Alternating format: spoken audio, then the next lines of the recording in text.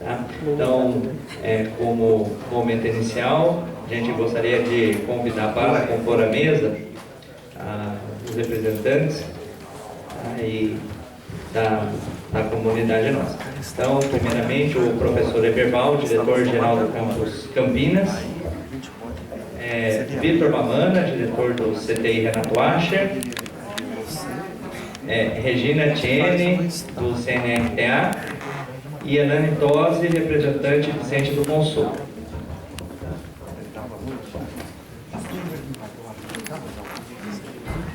A gente conversar, porque se eles estavam, a gente podia fazer separado. Boa tarde mais uma vez, aqueles que não estavam aqui no início do evento anterior. Esse é um momento muito importante da nossa escola, que nós vamos discutir um pouco o futuro, tá? Seguindo uma normativa, tá, que nós temos para audiências públicas.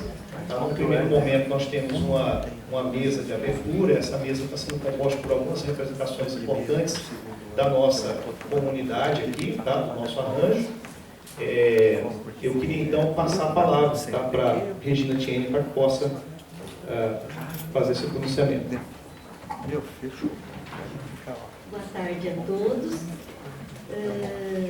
Eu sou uma servidora aqui do CTI e desde 2016 também respondo pelo Centro Nacional de Referência em Tecnologia Assistiva, né, que faz parte do CTI e é um programa do governo federal. Bom, o que eu gostaria, né, de trazer para vocês essa importância, né, de a gente estar aqui nesse ambiente, né, de pesquisa, desenvolvimento, inovação e ensino. A gente tem tido, né, várias atividades, várias ações em conjunto, o CNRTA e o IF, né? A gente está agora planejando um evento para setembro e é muito importante que a gente continue nessa parceria, né? Eu acho que tanto para os pesquisadores do CTI, do CNRTA, para os professores e alunos, e a gente precisa, né, lutar para que a gente continue com essa força, né? Principalmente os tantos desafios e limitações que a gente vem vivenciando esses últimos anos.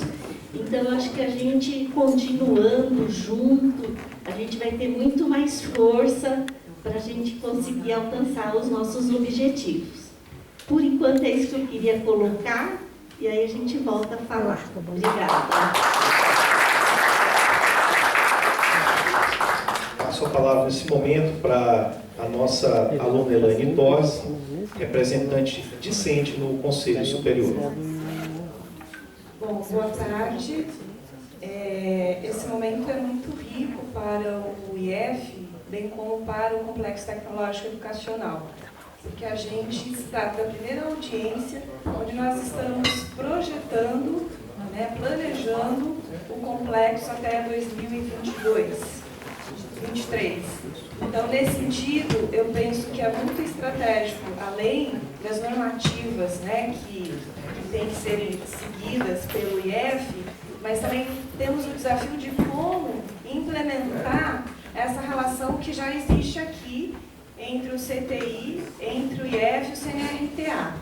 Eu sei que já tive a oportunidade de participar de uma reunião anterior, a gente já até constatou, a partir dessa reunião, por exemplo, os recursos da assistência estudantil, que já é escasso e com esse cenário tende a ficar mais ainda, né? Embora eu sou esperançosa, o futuro está aí. A gente tem também, além da questão da inovação da tecnologia, a parceria com o CTI, ela traz também aporte de investimento, de fomento na relação com a pesquisa e a iniciação científica. A gente já identificou, desde o início do OSH, já passaram por aqui mais de 60 alunos de iniciação científica, junto com o professor Edson, Então também fica aí um convite para estender esse projeto aos demais professores que tenham interesse e da gente prospectar esse novo plano à luz do que existe hoje. Enquanto aluna da educação inclusiva, a gente também tem essa interface com a tecnologia assistiva, os nossos projetos refletem isso, e eu gostaria muito de ver isso no nosso plano, já que a gente está projetando, já que a gente tem a expectativa de crescer, aumentando aí a portaria 110, 150, pensar também num instrumento que agregue toda essa diversidade, todos esses elementos que a gente tem vivenciado nesses 5 anos do IF aqui no nosso complexo. Então é isso. Obrigada.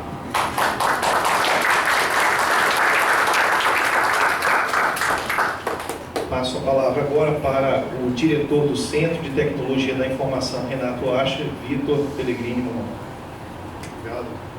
Bom, queria dizer para vocês que vocês sabem que eu sou um grande entusiasta do Instituto Federal.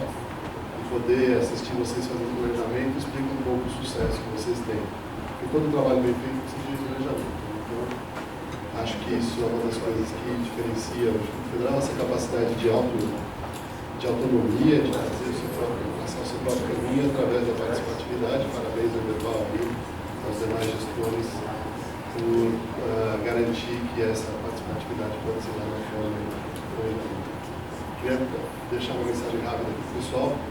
Um convite, na verdade, como vocês sabem, eu já estou há 7 anos e meio com isso aqui, um pouco mais, mais de 7 anos e meio, e estou chegando ao final da gestão. A gente está preparando um relatório aí das atividades. E o Instituto Federal é um aspecto muito importante dessa gestão.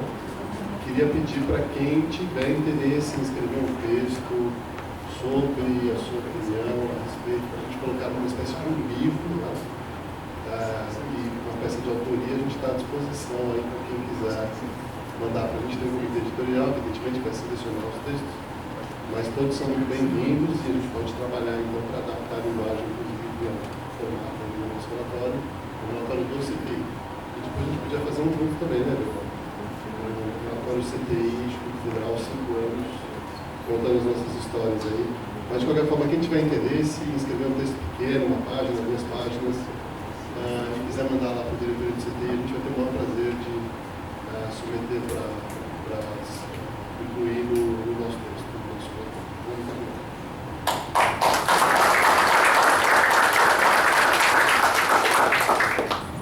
Eu queria agradecer imensamente a participação e as falas, tá? Os discursos aqui proferidos, que na abertura contribuem bastante para subsidiar nossa discussão. Nesse momento, a gente vai desfazer a mesa de abertura, tá? Vai fazer a composição da mesa diretiva, que, conforme a normativa, tá? Conduzirá os trabalhos, tá certo? Da audiência pública nessa tarde. Muito obrigado.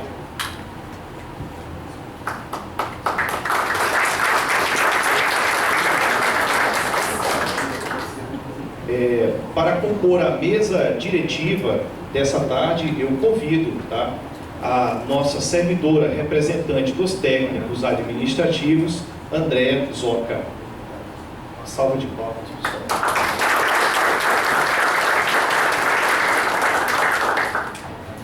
O servidor representante dos docentes na comissão, tá? Professor Marcelo Garcia.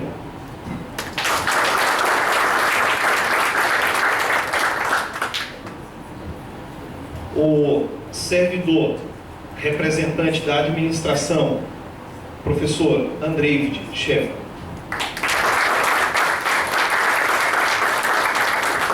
Servidor docente, tá? Técnico administrativo, técnico de laboratório, participante da comissão, Crijonaldo.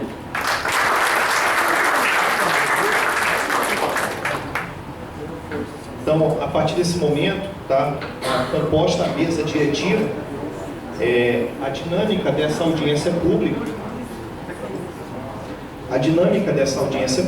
Essa na verdade é mais uma etapa de um processo, tá? Esse processo ele começou no primeiro semestre, tá? Foram feitos questionários, tá? Foram feitas visitas à comunidade, houve um formulário que foi disponibilizado para que fosse preenchido algumas coisas aí, já fizeram a composição. Hoje vai ser feita uma apresentação e a primeira audiência pública nossa, tá?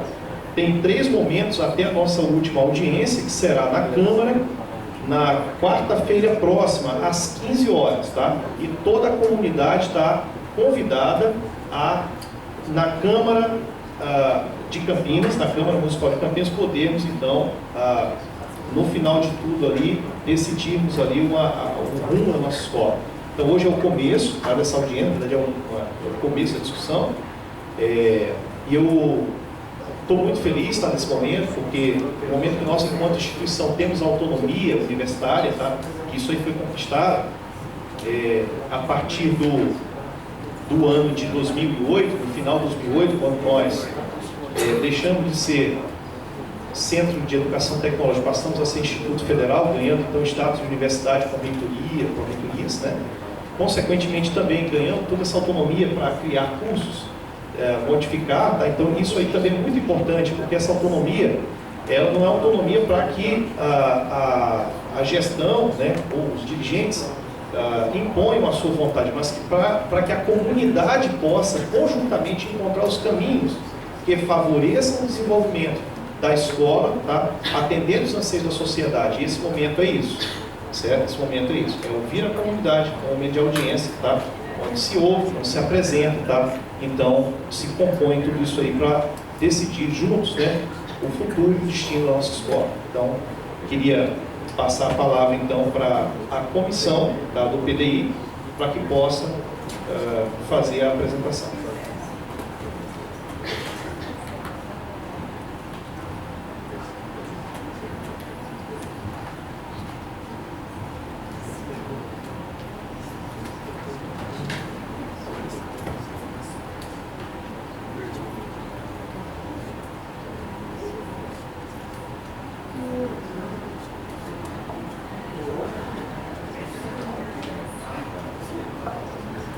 Pessoal, então assim, essa apresentação dessa audiência pública, ela vai acontecer em 2 momentos, né? Na primeira parte, a gente vai falar um pouquinho dos trabalhos que já foram realizados e depois vem uma parte, então, que aí vocês poderão participar com as sugestões e considerações que vocês tiverem para fazer aqui nessa audiência, tá?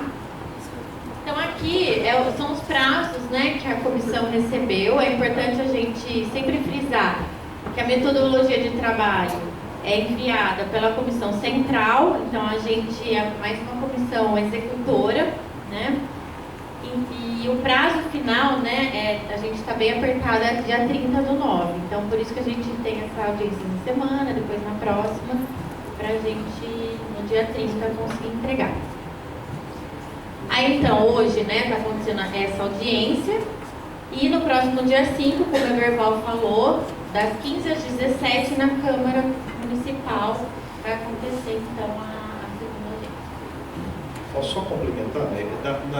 No dia 3 do 9 também vai ter uma reunião no Campo Grande, na comunidade, tá? Para favorecer a participação da comunidade também no processo, tendo em vista a distância. Então, nós vamos fazer o processo em 3 regiões da cidade, sendo uma aqui no Amarais, uma no Campo Grande, tá? E a outra, afinal, numa região central da Câmara, tá? Inclusive, a comunidade deu um retorno para você, André, de que muitos não puderam vir hoje, que eles estão participando de uma outra mobilização lá, então ficou prejudicada a participação deles um pouquinho hoje por conta disso, né? Eles têm uma outra mobilização lá. Então, a metodologia, né, como eu estava falando, vem dessa resolução do Consup, né, número 53, quem tiver curiosidade de consultar. Nosso trabalho está todo escrito nessa resolução. A gente pontuou algumas coisas que talvez vocês já saibam, mas a gente pensou que se tivessem, né, se existem pessoas aqui que não conhecem o Instituto, que não conhecem muito o trabalho do PDI, que pudessem entender um pouquinho. Então, a gente tem uma comissão central, as comissões locais, né? A comissão central, ela valida, supervisiona e aprova as definições para o PDI. As comissões locais, então, vão divulgar, vão viabilizar as atividades, publicar as informações e os documentos, né, provenientes da nossa das nossas discussões, das nossas sistematizações. Aí tem uma comissão de sistematização que acompanha, monitora os trabalhos e, quando é o caso, existem as comissões temáticas, né, que se formam conforme a necessidade, né. Aqui em Campinas, né, a comissão, o Eberval apresentou, a gente tem um representante de cada modalidade, né, o Adilson, aí o Marcelo, eu, o André e o Cristiano. Então, nessa primeira parte, a gente pensou em falar um pouquinho, conhecendo o Instituto, o que é instituição, e eu não estou vendo assim, tem alguém que não conhece a instituição ainda, que é novo? Acho que pode, né? Então tem 37 campos, aqui é o mapa. A gente colocou algumas informações importantes. Acho que esses dados são importantes a gente atualizar. A gente conseguiu do SISTEC em 2017. Mas é um número bem relevante. A gente vê que a gente está na base de 62 mil alunos, né? E talvez esse ano já seja até um número maior. Até eu estava vendo no site do Instituto, está falando 40 mil. Eu falei, a gente já superou, né, bastante esse número, a mais de 60 mil alunos. E número de servidores, né, efetivos, docentes, 2.400, técnicos administrativos, 1.800, servidores efetivos, então dá mais de 4 mil servidores, né? Então é uma instituição muito grande. Costumo sempre lembrar da fala, né, do professor Wilson, da Pró-Reitoria de Extensão, que ele sempre falava que o Instituto ele é muito mais importante, ele considera, do que uma universidade, né? Pelas modalidades de ensino que a gente tem condições de oferecer para as comunidades. E aí aqui então foram as atividades, né, que foram acontecendo. Então, em novembro de 2017, teve uma consulta numa RNT, né, reunião dos administrativos. Então, houve uma consulta sobre chamada de Fórum de Desenvolvimento Institucional. Então, nós recebemos, através de formulário, 17 contribuições. Depois, no dia 22 de novembro, teve a consulta aos docentes em RNA. Depois, em reunião de pais também. E depois, uma consulta ampla à comunidade sobre a missão, visão e valores. Então, a gente recebeu 21 contribuições. Aqui é o ponto, acho que o Eberval comentou, que foi disponibilizado, né, um questionário sobre o projeto político institucional. Aí, do lado, a gente colocou uma notícia, né, que, inclusive, a gente está documentando, né, até cronologicamente, isso está tudo no site. Aí aqui também foi em abril, né, outra discussão em RNA do projeto político institucional. E depois teve a devolutiva daquela pesquisa que foi disponibilizada por e-mail para vocês naquele endereço. Então teve a devolutiva, só que a gente não tinha foto para colocar. Aí é uma reunião que ocorreu lá no Campo Grande, com a comunidade, inclusive o nosso diretor participou, né, o regional, Marcelo.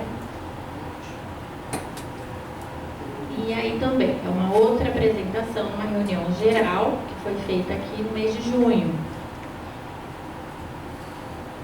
E essa foi recente, né, dia 23, a reunião também aqui com os representantes do Campo Grande, mas foi aqui no Instituto mesmo.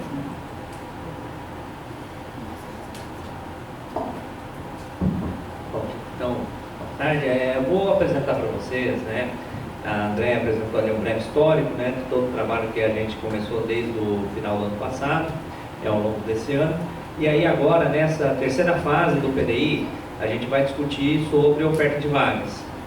O plano de oferta de vagas, para que a gente possa ter uma discussão profunda sobre a questão, é necessário conhecer alguns balizadores, né? Todo mundo sabe, a gente faz parte de uma instituição pública, essa instituição pública faz parte de uma política pública e, como toda política pública, ela possui balizadores. Então, eu vou exemplificar para vocês, tentar mostrar quais são essas diretrizes, quais são esses balizadores, qual é a situação do nosso campus nesse momento, para que a partir desse conjunto de dados que a comissão sistematizou, a gente possa, numa última etapa, fazer uma discussão com o grupo, tá? Daquilo, dos quais encaminhamentos que a gente vai tomar enquanto comunidade a partir dos balizadores apresentados. Então aqui nós temos algumas portarias, tá? É importante distinguir dois processos, tá? Na hora de definição ou não, de abertura de um curso ou não. Tá? Um deles são definidos pelo MEC-CETEC. A CETEC é a secretaria da qual toda a rede federal está vinculada, e essas diretrizes, elas apontam, elas vão direcionar todo um quantitativo para a formulação do conceito de RAP, que é a relação aluno-professor. Tá? Uma portaria do MEC, da CETEC de 2016, que estabelece o padrão de porte de campus. Atualmente o nosso padrão é 70-45, 70 docentes, 45 administrativos. E pelo Plano Nacional de Educação aprovado em 2014, a meta de RAP estipulada é de 20. Então a gente tem que, em 70 professores, atender uma relação aluno-professor de 20. Okay? Um outro conceito importante que eu vou apresentar para vocês, que é complementar, conversa em paralelo a esse, é sobre a composição orçamentária. Tá? Que aí são outros cálculos que são feitos para a composição da chamada matriz CONIF. Então uma coisa é a matriz CONIF, a outra coisa são as diretrizes da CETEC, que ora vão se conversar para pensar a oferta de cursos. Tá? Então está aqui as normativas. Então vamos lá.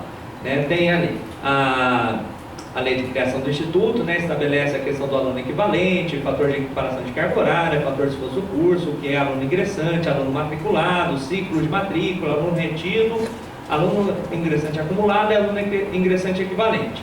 E no Plano Nacional de Educação é estabelecido então a meta, né, de relação aluno-professor, fator de equiparação de nível de curso, regime de trabalho de tempo integral e professor tempo integral. Pode passar. Então, como é que é calculado o aluno equivalente? Tá? Ele é resultado a partir de 3 fatores. Então, você tem o chamado aluno matriculado, vezes o fator de equiparação de carga horária, vezes o fator de esforço de curso. Tá? Que é a partir disso que a gente vai esboçar para vocês. Tá? Pela lei de criação do Instituto, tá? O Instituto ele é obrigado a ofertar 50% das suas vagas de curso técnico, 20% de licenciaturas e formação de professores e 30% de outros. Então, tecnólogos, bacharéis, mestrados, enfim, todos esses outros são considerados no cômputo dos outros. Então, o que é o aluno matriculado? Tá? Como é que onde se extrai esse dado? Então, ele é extraído pelo SISTEC dos alunos em condição de chamado em curso, em pelo menos um dia no período letivo em que não esteja retido por tempo maior de duração do ciclo. Então, o que acontece? Se o aluno veio e matriculou com um dia, ele vai contar lá para fins desse cálculo um dia dentro daquele semestre, dentro daquele período letivo. Ok? Ciclo de matrícula, o que é? Ele envolve a oferta de um curso com uma carga horária definida, com a mesma data de início e previsão de término, visando englobar um conjunto de matrículas de alunos no SISTEC. Quer dizer, dentro desses cálculos, espera-se, né, que cada curso tem algo. O curso é de 3 anos, de 4 semestres, 6 semestres. Espera-se de que aquele aluno matriculado feche o ciclo de matrícula. Então, há toda uma previsão, né, toda uma projeção de que esse aluno, ao ingressar, ele vai concluir até o final. A partir, vamos supor, o aluno reprova. O que acontece? Aí, tanto para efeito orçamentário quanto para cálculo da RAP, ele altera, tá? Ele muda, ele passa cada vez mais na valemento até que chega um momento que ele não vale mais nada. Tá? Não vale mais nada. A gente tem um aluno aqui, mas ele não tem efeito algum para efeito orçamentário e não tem efeito nenhum também para outros cálculos, tá? Ok? Então vamos lá. Outro fator ali que era o fator de equiparação de carga horária. Como que é calculado esse índice? É a carga horária mínima regulamentada. Então você tem o Catálogo Nacional de Cursos Técnicos. você acessar, é público, tá? Você pode acessar, você vai ver lá que todos os cursos têm lá uma carga horária mínima definida. Só a título de exemplo, aqui no campus, se você pegar os nossos 2 cursos concomitantes, no catálogo ele é 1.200 horas, cada um dos cursos. Então você coloca ali 1.200 horas. Tá? O nosso integrado, por ser de 1.200 horas, a carga horária mínima regulamentada é 3.200. Veja que não é a carga do projeto político pedagógico de curso, é a carga horária mínima estabelecida pelo MEC. Tá, ok? Então você tem ali a duração do curso em anos, 1 ano, 2. Os nossos cursos aqui são 2 anos, no caso 1 ano e meio, 2 anos no caso dos concomitantes, 3 anos no caso dos tecnólogos e 4 anos no caso dos integrados. E você multiplica por 800. Por que 800? Porque lá na LDB estabelece carga horária mínima anual de 800 horas. Então é esse o parâmetro que é utilizado, e aí você faz, computa ali o cálculo, você vai achar o que é o fator de equiparação de carga horária daquele curso. Ok? Vamos avançando aqui. Então o último é fator de esforço de curso. É o ajuste da carga horária do curso em função da quantidade de aulas práticas. Por exemplo, tá? Se você calculasse apenas a carga horária do curso, poderia haver uma certa distorção, porque você tem em determinados cursos a necessidade de se ter aulas de laboratório. Em aulas de laboratório há uma demanda por 2 professores. Então, se você considerasse apenas a carga horária dele regulamentada, exemplo, um curso de 1.200 horas, você não consegue executar esse curso em 1.200 horas porque vai ter práticas de laboratório, vai ter aulas com 2 professores. Então já é previsto, pela própria normativa da CETEC, essas possibilidades de dobras de professores, de uso de laboratório. Você pega, por exemplo, o curso nosso de eletroeletrônica, ele é 1.27. Quer dizer, onde é esse 27? Subentende que 27% da carga horária dele é prevista para que se tenha essas dobras, para que se tenha aulas práticas do curso. Tá, ok? Então por isso que há esse fator. Agora você pega outro curso, administração. É um curso 1, fator 1. Mas por quê? Porque é um curso que não se tem uso de laboratório. É um curso que só com aulas teóricas você consegue ofertar aquele curso. Quando tem uso de laboratório, é um laboratório de informática que não há necessidade de ter dobra de docentes. Então por isso que você tem que considerar diferente. Um curso de administração que não tem dobra de professor, não há essa necessidade. O outro curso que se tem essa necessidade, isso aí já é estabelecido pela CETEC, e aí você tem esse fator de equiparação de carga horária do curso, tá? Então é o fator de esforço de curso.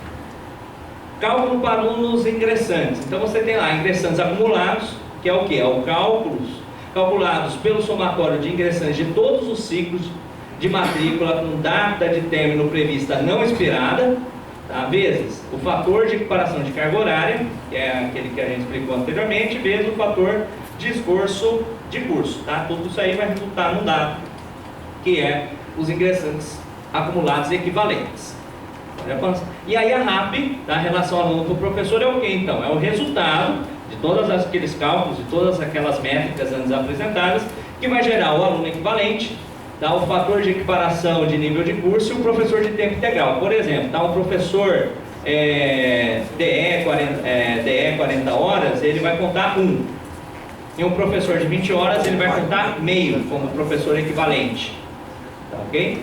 Então, por isso que há uma diferença também entre os professores que são dedicação exclusiva dos professores que são 20 horas. E aí, o que é aquele fator de equiparação de nível de curso? Você tem ali, ó, formação inicial continuada, né? 1, aí que é a relação, né? Vai dar 1, ali graduação espera-se, né? Tem uma RAP de 18, a pós-graduação lato 12 e o escrito senso 8. Tá? Então, a partir dessa primeira parte, nós temos o cálculo da RAP, tá? Que isso aí, os órgãos de controle cobram, né? A instituição ela tem que cumprir aquela meta estipulada. Agora, a matriz CONIF. O que é a matriz CONIF? A matriz CONIF é onde vem